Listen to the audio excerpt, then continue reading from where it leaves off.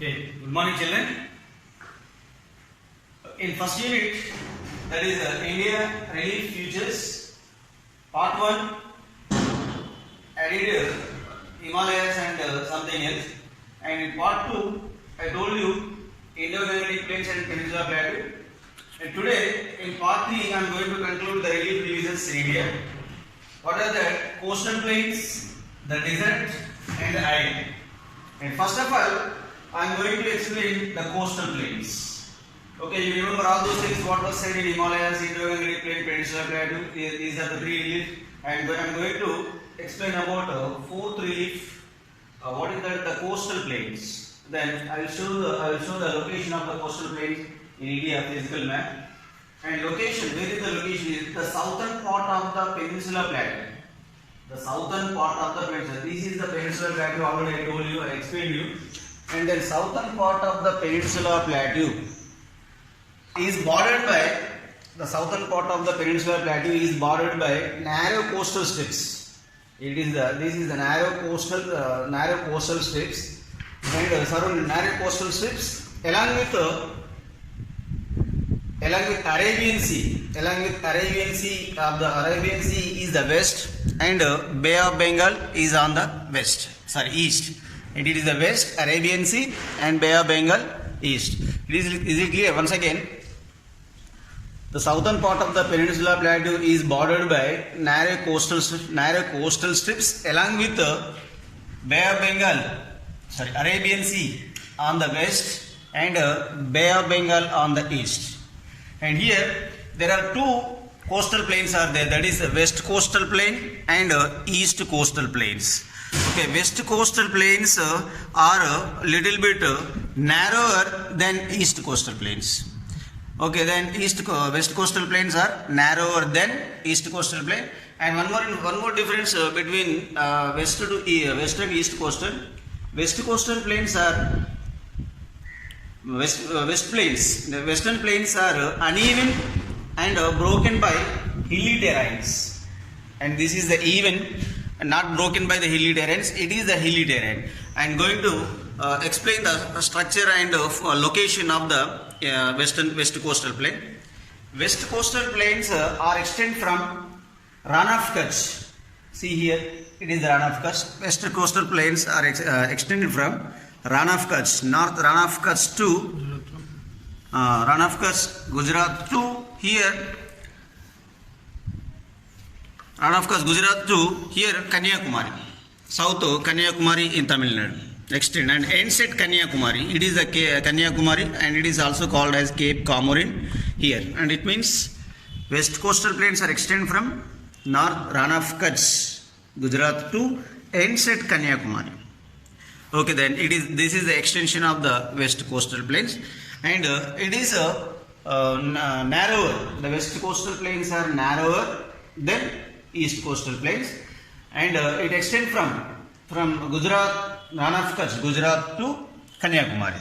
And then here the coastal, it can be broadly divided into, it means west coastal plains are broadly divided into three parts.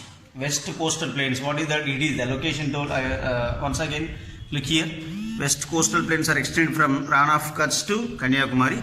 So these west coastal plains are extended broadly. It can be divided. It can be divided into three parts. What are the three parts? And it was named with different names. Differently. What is that called? First of all, I will tell you the names. What is that called? Konkan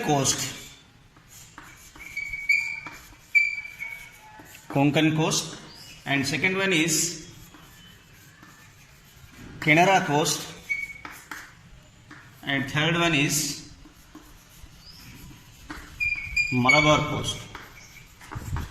So here west coastal plains are extended from Rann of Kutch to Kanyakumari, and in this particular areas it can be divided into three parts or three parts. And what is that? The three parts are named with differently. What is that? It is the northern part, and it is the central part, and it is the southern part. Once again, northern part is called, means northern part out of the west coastal plains. Northern part is called Konkan coast, and the central part is called Kannada coast, and southern part is called Malabar coast. And what was extended here? Okay, Konkan coast it stretches. Konkan coast stretches from Maharashtra and Goa. See here, it is the area of Maharashtra and Goa, two states areas, and this is the Konkan coast. See, look here, this is the Konkan coast. Konkan coast. And next, the second one is the central part. Central part is also called as Canara coast. And Canara coast mostly it is stretches the coastal plains of Karnataka. See once here, it is the Karnataka, it is the Canara coast.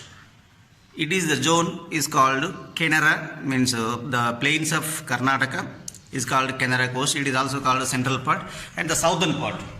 Southern part of the southern coast is called as Malabar coast. See once here, it is the Malabar coast, and you know that already it mostly extends in the state of Kerala.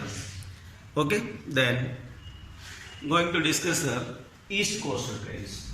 And east coastal plains is also called as Bay of Bengal plain, and these are wide and large surface structure. These are wide and large surface structure, and these are stretches from, and means east coastal plains are stretched from here Mahanadi in Odisha. This is the Mahanadi. It is Mahanadi. So Mahanadi is in the state of Odisha. Mahanadi, and it is ends in Kaveri Delta in Tamil Nadu. It starts from Mahanadi in Odisha, ends at Kaveri Delta in Tamil Nadu. This is the Kaveri Delta. See once here, Kaveri Delta. It extends from. So this is the location of east coastal plains. East coastal plains. Once again, it extends from river Mahanadi in Odisha and ends at Kaveri Delta in Tamil Nadu. So mostly east coastal plains are formed by the great rivers in this area. What are that? One is Mahanadi, it is located in Odisha, and Godavari, it is in Maharashtra and Karnataka, and Krishna, Maharashtra and Karnataka and Andhra Pradesh, Telangana, Andhra Pradesh, and Kaveri Delta, that is in the Maharashtra and Karnataka and Tamil Nadu. So these are the rivers are caused for the formation of east coastal plains. Okay, and of course, like Konkan, Canara and Malabar, and of course the east coastal plains are also called different names in locally. What are that? It is the area of Odisha state. Here it is called as Utkal coast. Okay, then we are going to discuss, I'm going to write here. Of course, here east coastal plains are west coastal plains, and here east coastal plains.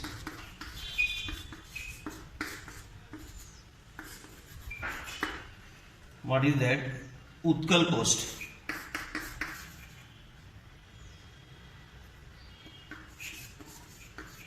Utkal coast and Sarkar coast and Coromandel coast.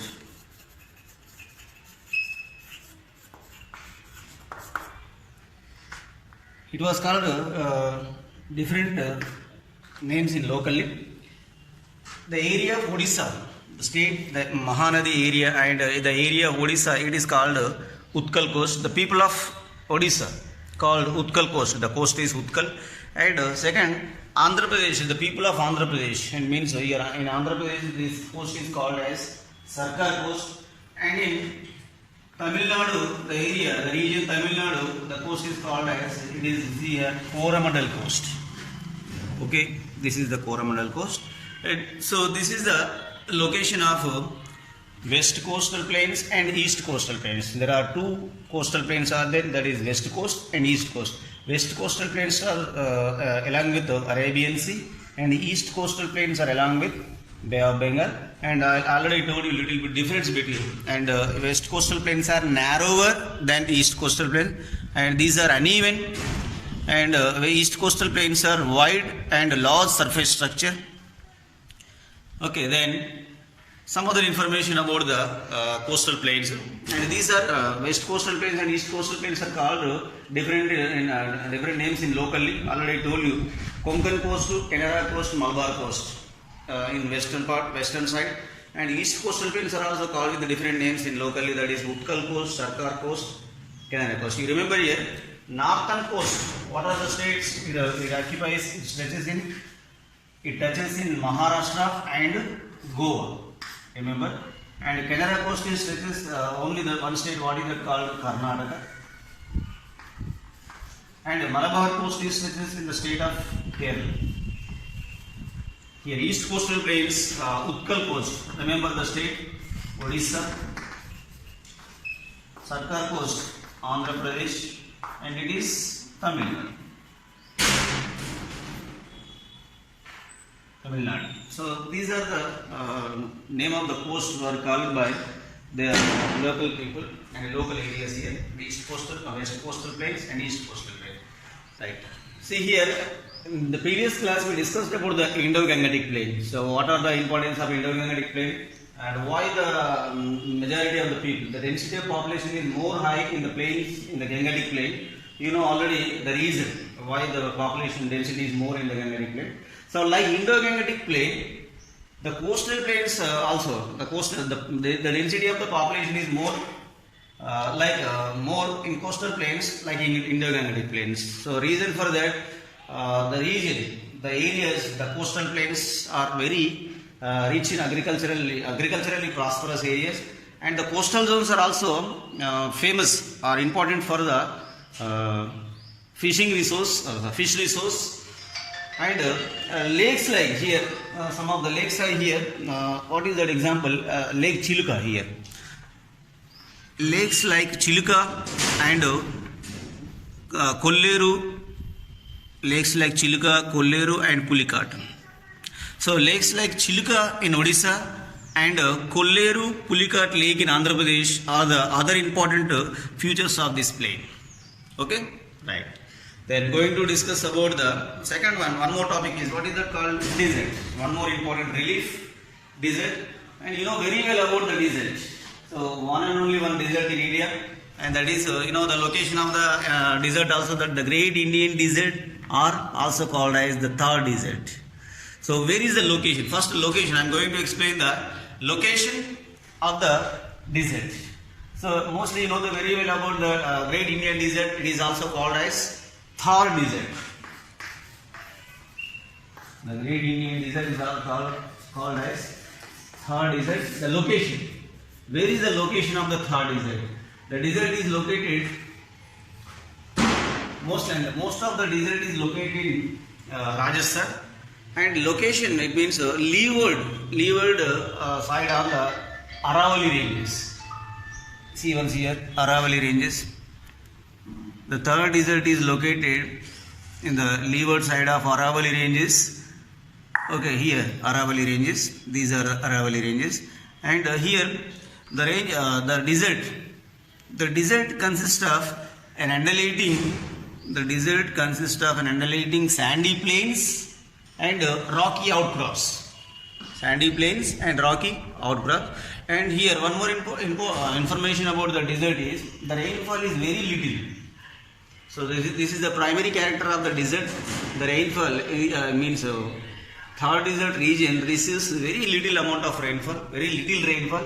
Mostly the rainfall ranging from 100 to 150 just millimeters per annum or per year. See here, the Great Indian Desert or Thar Desert is located leeward side of Aravalli ranges, and here the desert consists of the desert records very less amount of rainfall and a very little rainfall, and it ranging from the rainfall ranging from 100 to 150 millimeters per year.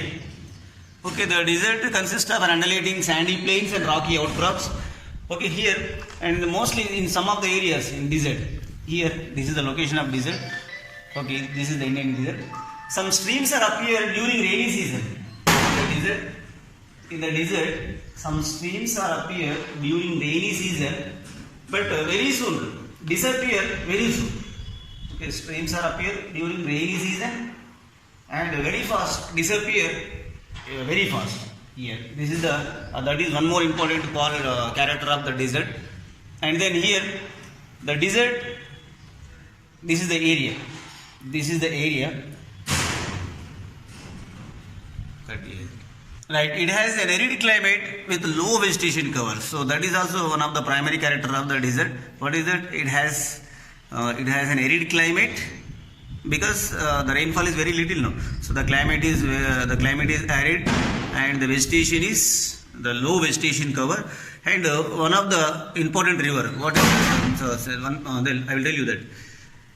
It is the see once here. This is the river Luni. See once here. This is a very very important information. Luni, this is the river Luni, and it is the only river flowing through desert in India. So Luni is the only river flowing through India, flow through the desert. And one more information. So there is a Indira Gandhi canal here. See once here. It is the longest canal in India. You know, so that is the longest canal in India. And mostly, you know, the distance of this canal 650 kilometers. So it is the longest canal. Most of the desert area, see once here, most of the third desert area is agriculturally impossible. But with the help of Indira Gandhi canal, some thousands of acres converted into the agricultural operations. So that is with the help of Indira Gandhi canal. So the length of the Indira Gandhi canal is 650 kilometers. So here one of the important information, what is that called? Luni. Luni is the river. Okay. And then many streams are formed here and the lakes are filled with water, but the water does not reach the seas. So this is the primary information of the desert. Right. So then finally, so India relief features in India relief features. So this is the last and final relief of India. What is that called? Islands. So you know very well, so there are two island groups in India. You know that already. The one is Andaman and Nicobar Islands and another one is Lakshadweep Islands.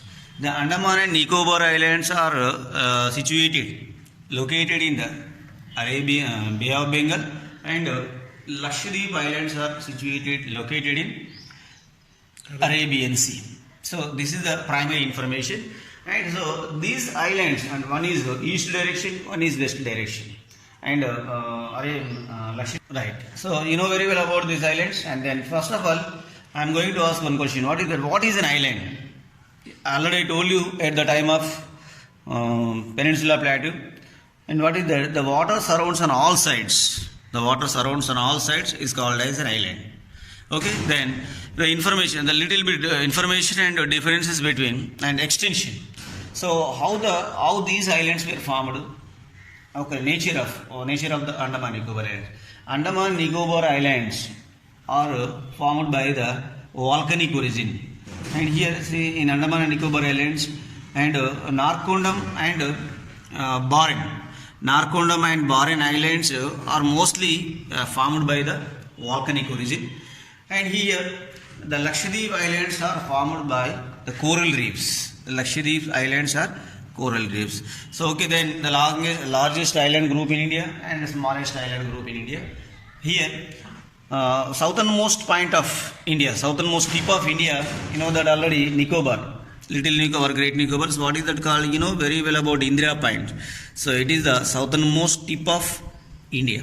So this is but it was submerged during 2004 tsunami. So this is the primary information, a very very important information in public examination.